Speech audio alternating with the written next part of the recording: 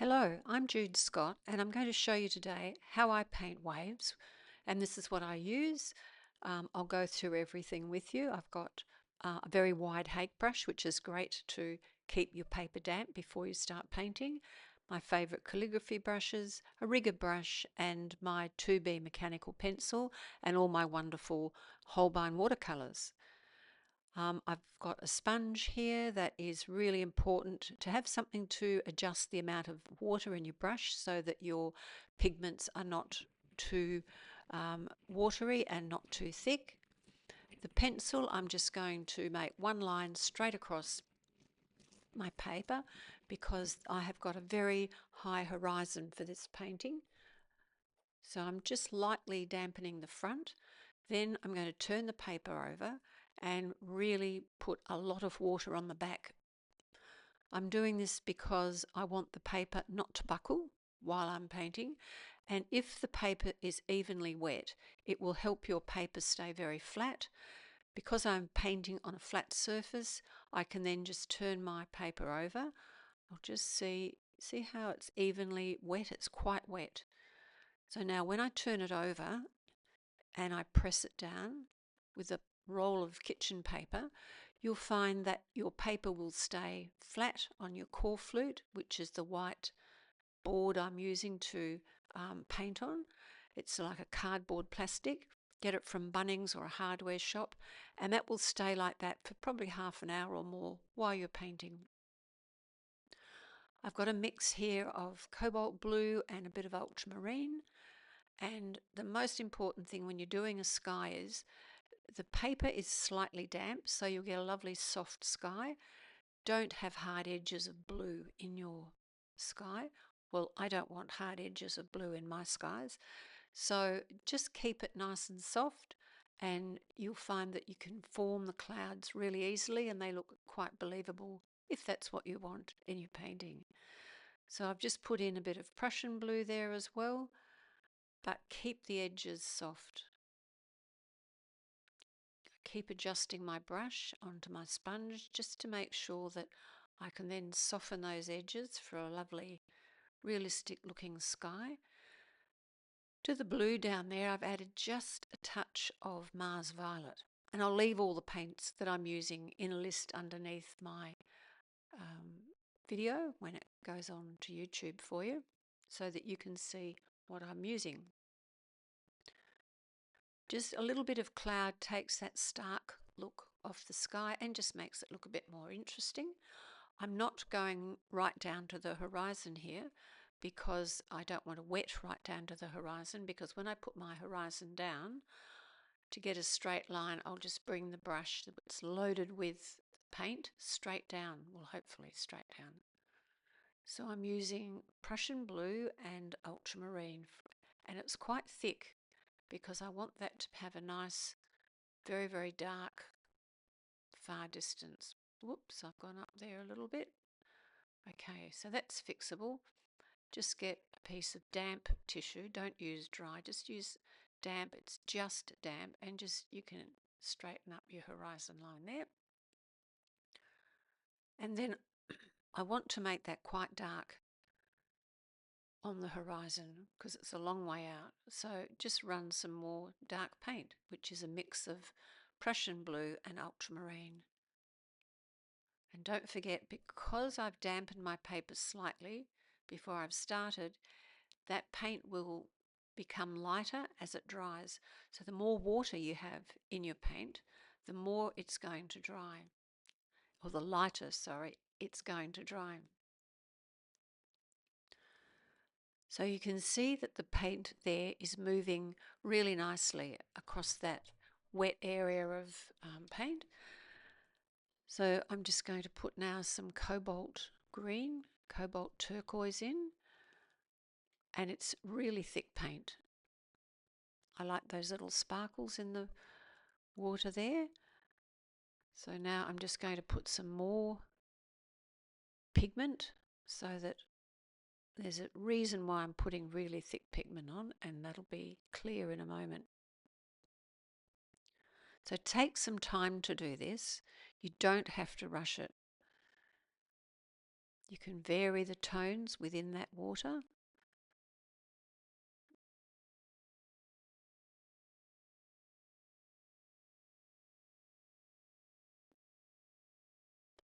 And then to that mix of turquoise or cobalt turquoise, I've added some aureole yellow, because sometimes you get that beautiful sea green look in the waves when they're very light and the light is just coming through.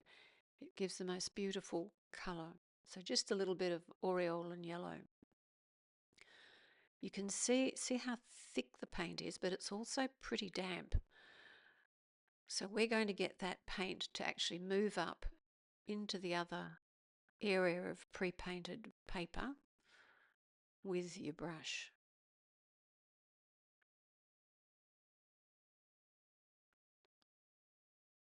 Just put a little bit more dark in there first.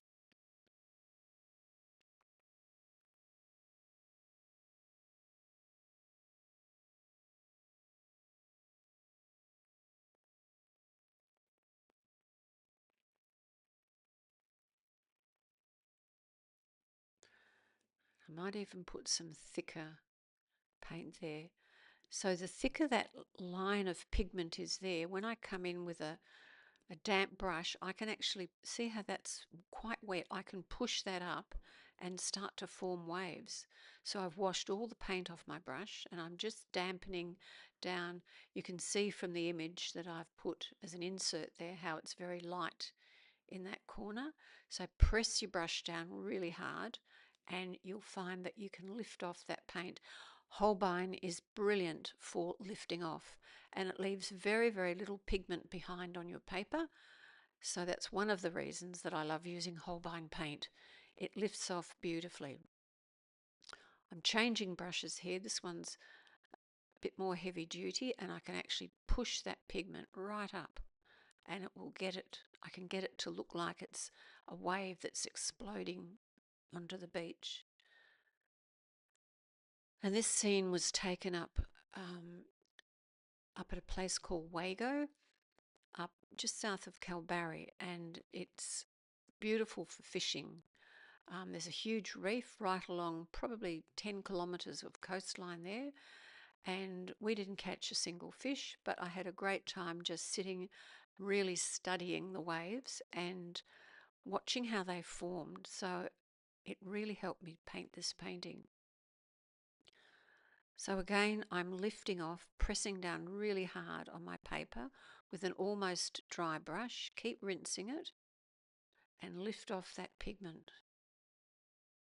Because the hardest thing to do with waves is to get the look that they are fluid and that they're just curving over or that they've just crashed onto the beach.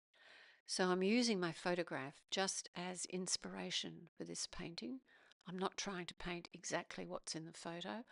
I'm really not that clever, but this is a great way for you to hopefully get an idea of what you can do with paint, pigment and water when you want to get movement in your waves. And don't rush this section. Sometimes it's easy to just try using lots of different small pieces of paper and just have a go at just lifting off pigment from paper. Don't try and, do a whole paper page at once. So here's my piece of kitchen paper, folding it over and over, and I'm just going to wet that edge, and then I'm squeezing out all the excess water onto my shoes, and I'm going to use that like an eraser. Now, if it's too wet, you're going to have cauliflowers forming everywhere, but if it's just damp enough, you can just lift off areas of that water. It's also a great tip if you want soft clouds in a sky and your clouds are still damp, still quite wet, you can lift off and get some beautiful feathery edges on your clouds. So again, you can sort of almost sculpt your waves with this piece of paper. So I haven't used any masking fluid in this painting. I will use some white later, but at the moment I don't feel I need to use any. That would always be the last, absolutely the last thing I would do. So I've come back in now and I'm going to just drag down some of that water.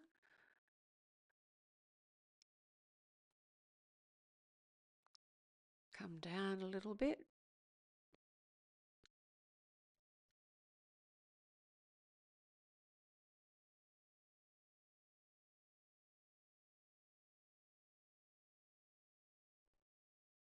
And there I've added just a little bit of yellow to that. So if you've got that random, don't have it dead straight. Nothing in nature is dead straight. It's always got a bit of a bend or a kink going somewhere. You need random shapes. And I'm just using now some raw sienna to make it look like beach sand. And this again, it's just like a first wash. For the sand, it can be expanded on and worked back into later. Don't try and finish it all at once. So I've used a bit of the grey, which is the sky blue colour left over, and I've put a tiny, tiny patch of Mars violet into that, and you get a wonderful kind of a purple, just like the colour of wet sand at the beach. Now we're going just some yellow ochre or raw sienna. I don't want my beach sand as dark as the image up above.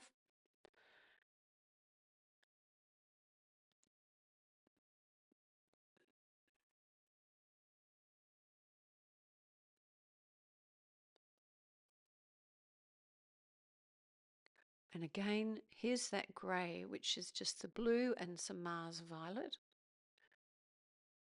And I'm just touching it to the edge of that wet sand because some of it will be darker in places and some of it will be lighter. Now I've come in with my white. The underwash is completely dry. So if I put white paint into really damp paper, it would just dissipate and it just won't work. So it's fine to use white. This is white watercolour, titanium white watercolour from Holbein, but please use it so that it doesn't look like you've used white. So you shouldn't be able to tell that you've used white watercolour. I don't use gouache, it's too thick and it looks, you can tell that you've used it. So I've just tested my brush there and I'm just blending the top of that white watercolour into the lightest paper up above so that it feathers it out. I'm going to just restate the very light areas here with white watercolour. And now I've got my longest calligraphy brush and I'm just rinsing that off. I'm getting lots of titanium white and I'm going to do some flicking. Everybody loves flicking.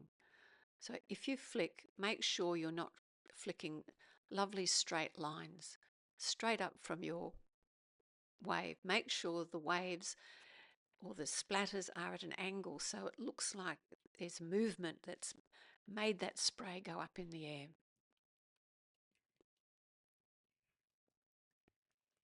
And don't have it neatly even all across the page, otherwise it won't look realistic. You can see now how those waves are looking like they are crashing down onto the beach.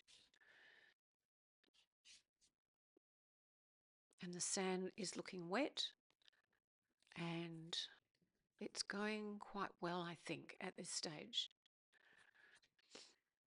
So now I want to put in a few more marks on the beach. So I'm mixing up. My favourite dark is burnt sienna and ultramarine. And then because those marks I've made previously are still damp, if I take my very fine rigger brush into those damp lines, I will get a dark showing up, but it will feather back out and make lovely soft areas of dark. Really all I want in there is a shadow. I don't want sharp black lines. So, and just look at the tones. Look at the tones in your painting and compare it to if you're lucky enough to sit at the beach and paint.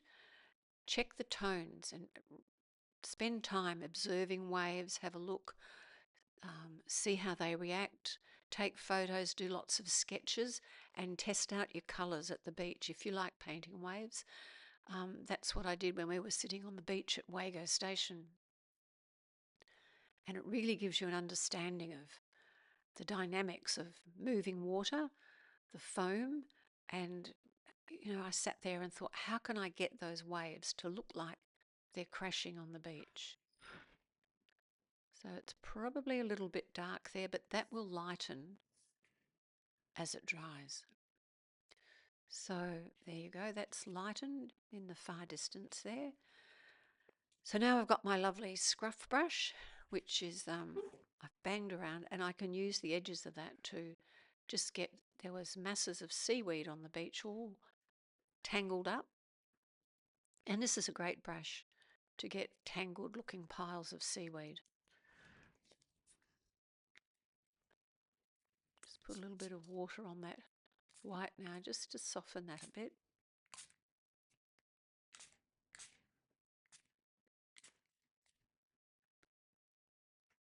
So if ever you're using a mister, never put it close to the page or the paper.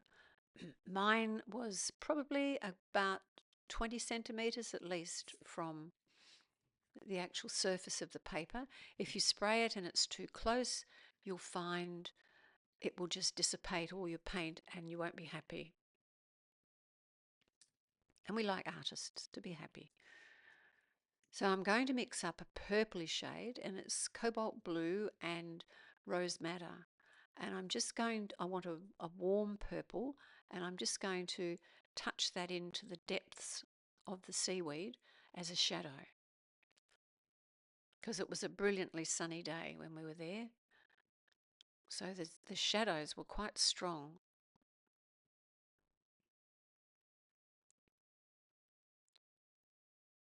And in amongst the seaweed were some really dark areas.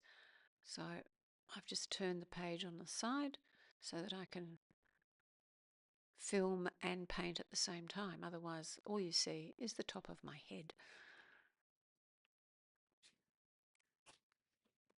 So you can see that put your brush down and make a nice long shadow from a pile of sand that was up there.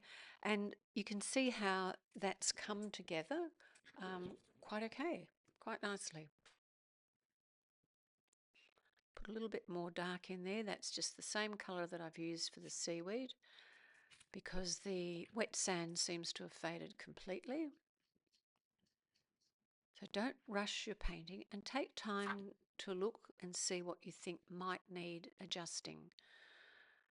So to finish it off, I think I need some birds. So there were lots of seagulls there whirling around. They seemed to be catching fish and we weren't. So just put in some seabirds. Make sure that they have a bit of a body. And again, if you haven't painted a lot of birds, practice on a piece of scrap paper. Don't plunge in and put birds down without ever having practiced them. Otherwise you'll go, gosh, I've ruined my whole painting, and you won't be happy. So practice your birds on a scrap piece of paper. So I'm just putting a bit of depth into where those waves actually cast shadows onto the water below them. To make any subject look realistic, you have to have at least 3 to 4 tones. Whether it's an apple or water, whatever, you need 3 or 4 tones. And tones are far more important than colour. I could paint a wave painting in monotone, and if the tones were correct, it would still look like waves crashing on the beach. But if you get the tones wrong, it just won't look convincing. Okay, so what do we need to do to finish that? Well, I'll put some dark scumbling marks. That is a word, scumble. So holding my rigger brush right at the end. I love this rigger brush. It's perfect to get really fun scumbling lines. And then I'll turn my page on the side and just flick some burnt sienna and ultramarine just to get some splatter marks up and down the beach sand. And I think that that's done.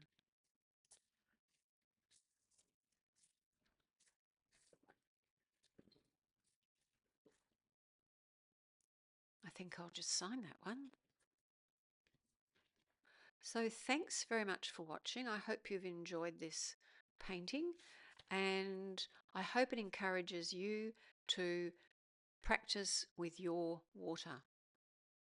Good luck and happy painting.